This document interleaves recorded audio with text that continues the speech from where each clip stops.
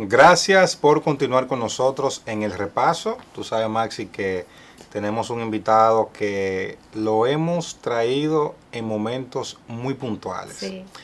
Primero, para nuestro primer programa. Así fue. Luego, cuando el PLD iba a elegir su candidato, Sí, que era un momento de mucha tensión política. Y esta semana, el pasado miércoles, la Junta Central Electoral dio a conocer la proclama que deja iniciada la pre-campaña de cara a las elecciones del año 2024, es decir, es como a correr fanáticos. No, claro, ya estamos listos. Entonces, ¿quién mejor para analizar este momento que el doctor David Laos, nuestro politólogo de cabecera ya? Bienvenido. Gracias, Así que, doctor, bienvenido. Gracias. Qué grato tenerle nuevamente y en un momento en que dicen de que arrancó la campaña, pero no, la campaña no ha parado nunca desde el 16 de agosto del 2020. La primera pregunta sería, ¿en qué momento encuentra el ambiente político esta proclama ya de la precampaña? Bueno, el ambiente yo diría que es de recomposición y de una recomposición que no habíamos visto en el país. Porque lo que estoy escuchando me deja perplejo. ¿Cómo así? Porque en esta parte están corriendo por el tema municipal. Pero lo que estoy escuchando es que las alianzas son múltiples. Sí. Es decir, en una provincia no necesariamente las alianzas tienen que ser las mismas que en otra provincia. Cada provincia es una Bueno. campaña. Una campaña diferente. Entonces, partidos que son aliados en una provincia no lo son en otra también. Entonces, Es un Royal Rambo, un sálvese quien pueda. Eso es complejo. no sé cómo van a darle coherencia a eso, pero creo que es una novedad. Es una novedad porque cuando se habla de ese tipo de alianza en una pre-campaña, es casi seguro que eso va a marcar el paso en la campaña. En la campaña. Claro. Y, o sea, interpretarlo a priori antes de que suceda es un poco complejo. Ya. Pero parece que lo harán todos los partidos porque ninguno presentó una boleta completa, todos hicieron reservas. Sí, todos Sí, está hicieron bien, está bien reserva, complicado. todos. Realmente Todos. eso fue lo que vimos, todos hicieron su reserva del 20%, tal E como le establece la incluso ley. hay algunos que excedieron Sí. el 20%, El 20%. a que tienen derecho. Entonces no sé qué pasará, qué hará la Junta Central Electoral con eso, pero luce variopinto el escenario y un poco, yo diría que complicado para el electorado, sobre todo porque tú en una provincia tú no estás votando por un candidato, pero en otra sí.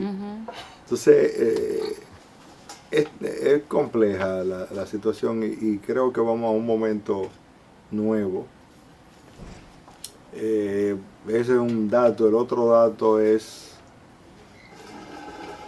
de que parece ser que ningún partido tiene capacidad para presentar candidaturas en todos los municipios del país. Ok. O Eso sea, hay que sí. negociar obligado. Sí.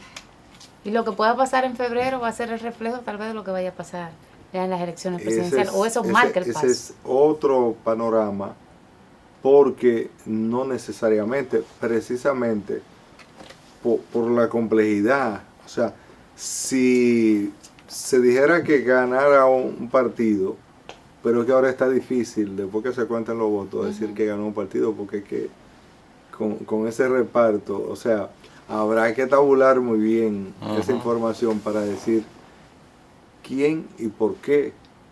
Porque, por ejemplo, alguien puede ganar una sindicatura en un municipio con pocos votantes, Sí. pero la puede perder en uno grande. Y viceversa. Entonces, ¿cómo eso va a reflejar las elecciones de mayo si tiene características diferentes el tema. Lo que estamos viendo ahora, y desde su punto de vista, los tres principales partidos, en este caso el PRM, la Fuerza del Pueblo y PLD, ¿qué podemos tal vez esperar más adelante de esos? Porque se habla de que hay una Fuerza del Pueblo creciendo, entre comillas, pero también se dice ahora que el que está creciendo es el PLD y que la Fuerza del Pueblo se está debilitando, mientras que el PRM se ha mantenido.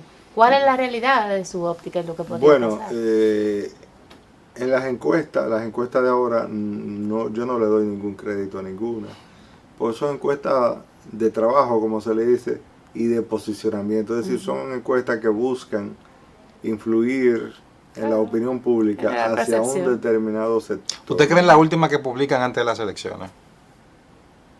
No, yo no creo en encuestas por un problema técnico.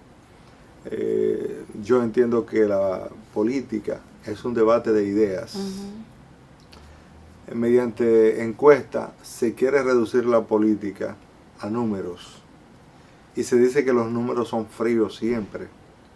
Entonces la ciencia política hace uso de la estadística, pero la estadística no es el norte, es decir, es un mecanismo de apoyo de ideas que tú quieres presentar. Pero en República Dominicana y en el mundo donde el neoliberalismo ha influido bastante, y luego de que se habló del fin de las ideologías, que es diferente al fin de las ideas, se ha tratado de condicionar a la gente por medio del número y no es así. La política es idea, la política es propuesta, la política es debate.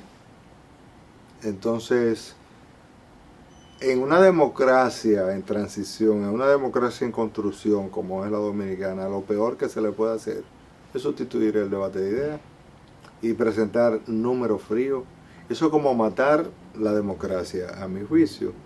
Entonces, yo no estoy de acuerdo con las encuestas, porque donde las encuestas son válidas es donde hay una reglamentación y supervisión constante de parte de la Junta Central Electoral. Aquí se propuso desde el año 2000 la creación de un reglamento. Y los mismos partidos dijeron que no. Claro. Y estamos hablando de hace más de 20 años. Entonces, no es un mecanismo válido a mi juicio. Yo creo en el debate de ideas, en las propuestas, en los programas. Entonces, ahora que estamos hablando de esas alianzas variopintas, se puede ver la debilidad de las mismas. Es decir, ahí más que todo hay un reparto. Y a nuestro juicio la democracia debería avanzar hacia el tema de coaliciones. Es diferente a alianzas. Las alianzas es un reparto, que es lo que se está haciendo aquí. O votar por un determinado candidato para que gane. Las coaliciones son propuestas.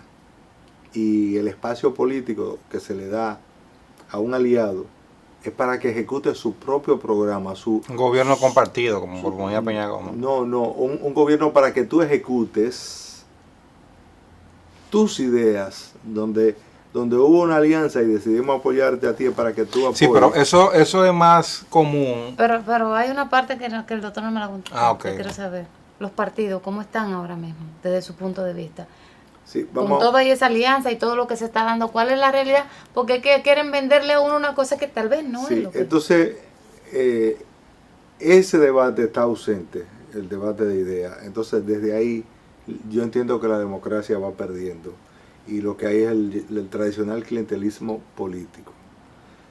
¿Cómo determinar en un escenario así quién está delante y quién está detrás?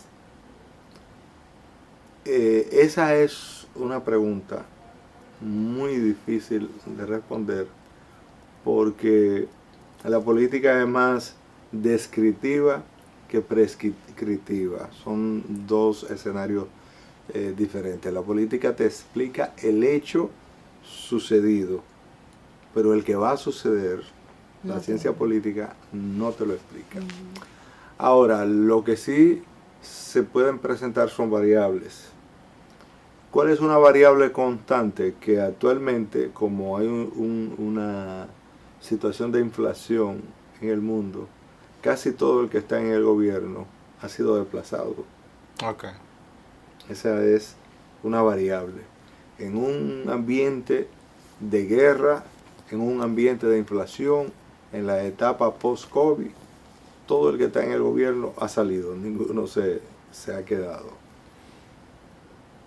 En el caso dominicano, hay una situación, o sea, era a finales del siglo XX que habíamos tenido un sistema tripartito. Las primeras 2 décadas no habíamos tenido un sistema de partido tripartito. Hemos vuelto al tripartidismo.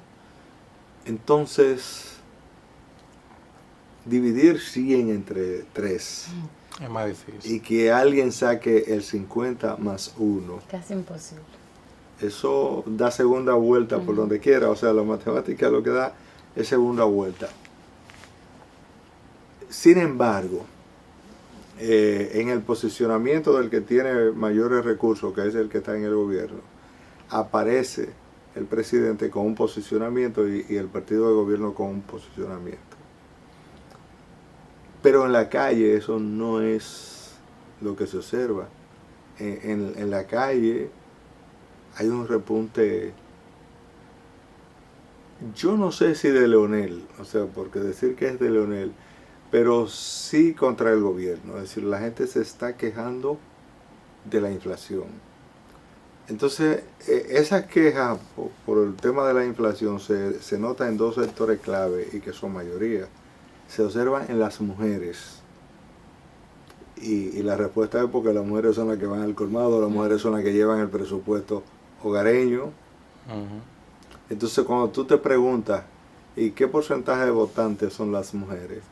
Más del 50%. Mayoría, así es.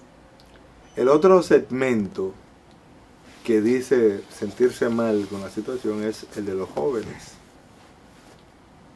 Y la juventud es mayoría en República Dominicana. Y en el 24 probablemente los jóvenes sean de nuevo, es decir, amplíen la mayoría que tienen como electorado. Entonces esas son también variables que se deben sopesar al nivel de un análisis. Pero para nosotros el tema del debate de ideas, el debate de propuestas debería ser lo que marque la campaña.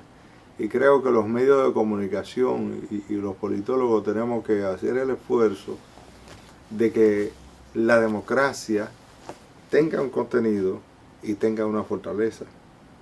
Me parece que con el sistema de posicionamiento mediante encuesta no se va a lograr. Pero fíjate un dato, prácticamente todos los partidos han decidido que será mediante encuesta que escogerán a la mayoría de sus candidatos. Es más maleable. Entonces yo me pregunto hasta qué punto los partidos o el sistema de partidos dominicanos está cumpliendo con el mandato de la Constitución. Porque la Constitución le asigna al partido político una responsabilidad de consolidar el Estado constitucional y de consolidar la democracia. Es decir, los partidos tienen una función social, tienen una razón de ser en el esquema constitucional. Y yo me pregunto hasta qué punto los partidos están siendo consecuentes con esa obligación constitucional.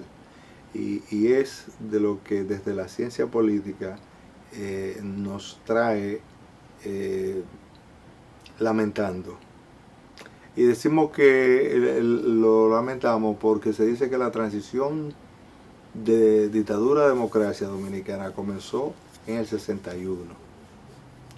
Y estamos en 2023 y todavía estamos hablando de que estamos en tránsito hacia la democracia. Y por ejemplo en España, Francisco Franco murió en 1976. En 1978 se dieron los españoles una nueva constitución, una constitución democrática.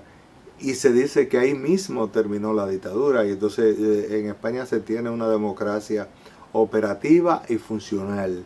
Una democracia con base a debate. Y a la vez yo me pregunto, ¿y en República Dominicana cuándo es que la democracia será un debate de ideas? ¿Cuándo es que el proselitismo político va a tener un contenido? Pero eso no dependerá también de las características propias del electorado. Porque si a propuestas e ideas vamos, hay candidatos, hay propuestas políticas que debieron estar entre las 4 primeras, sin embargo se han quedado relegadas y hemos tenido candidatos presidenciales incluso con discursos de avanzada, pero la gente no llegan al 1%. Sí, pero recuerda que esa es otra crisis que se hace a la Junta, igual que como se le critica lo de las encuestas, y es de que los espacios en los medios para los candidatos son desiguales. Sí, claro. Y en mujer y hombre es todavía más abismal la diferencia. No porque las mujeres no participan en política, No, dicen los partidos de que es que las mujeres de que no se meten. No participamos en política, sin embargo somos mayoría en todo. Entonces hay una serie de sofismas, de mentiras en el partido político dominicano que me parece que la Junta debe de asumir su responsabilidad y decirle, mire, el rol suyo en una democracia es este, y particularmente en la democracia dominicana usted se está saliendo del molde constitucional, del marco constitucional. Usted tiene que decir que por qué es lo que usted propugna y presentar sus ideas. Sí. Entonces nos está faltando eso, y creo que la opinión pública también tiene que moverse activarse en ese sentido, de que el partido cumpla con los objetivos programáticos que la Constitución le ha asignado. El tema de la oposición ahora mismo, partidos políticos que cuando uno lo escucha en los medios de comunicación tú dices, pero ¿cuál es el discurso? ¿Qué es No, lo pero que quieren? Pero fuera del tema de las reservas y fuera del tema de lo que está pasando, ¿cómo lo vemos realmente? Porque es que uno no ve una oposición haciendo algo pero consolidado. En eso, por ejemplo, hay que ser condescendiente con el PLD. O sea, el PLD es un partido que en estos momentos está atravesando por una situación judicial muy fuerte. Una situación en la que la pregunta es ¿cuándo es que va a caer preso el presidente de ese partido?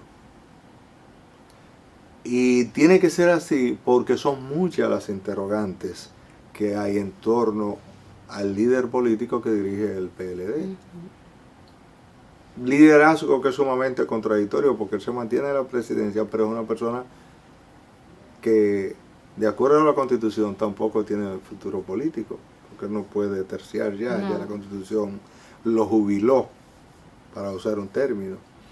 Pero sin embargo él sigue activando al grado de que ustedes saben lo que pasó recientemente, que se había supuestamente avanzado en una alianza de la oposición para constituir un bloque opositor fuerte frente al gobierno. Entonces ese presidente estaba ausente de que por un tema de salud. Sí. Pero el hombre apareció como el Chapulín. Apareció y de repente... Bye, acuerdo. Como que puso una reversa, una cuestión. Entonces, ¿cuál es el objetivo? Entonces sabemos que la prioridad del presidente del PLD es buscarle un bajadero a su problema judicial, porque parece ser que él no quiere ir a contestar las preguntas, que yo diría que por necesidad hay que hacerle, porque si en el mandato presidencial suyo sus hermanos están en procesos judiciales, sus principales asistentes, sus cuñados, su seguridad, la seguridad, o sea, ¿usted cree que Danilo debe estar preso? O por lo menos investigado. Investigado porque, y es la sociedad, es un clamor social, porque cómo es que ha ocurrido todo lo que se dice que ha ocurrido y que él no sepa nada. Porque este es un sistema presidencialista. Claro.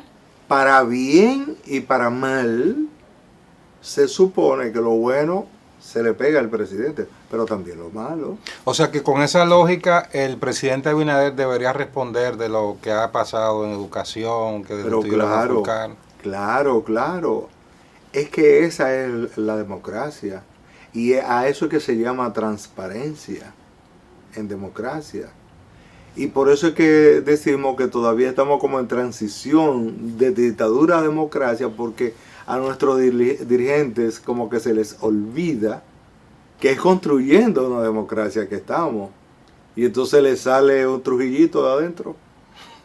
Y reaccionan entonces como un dictador.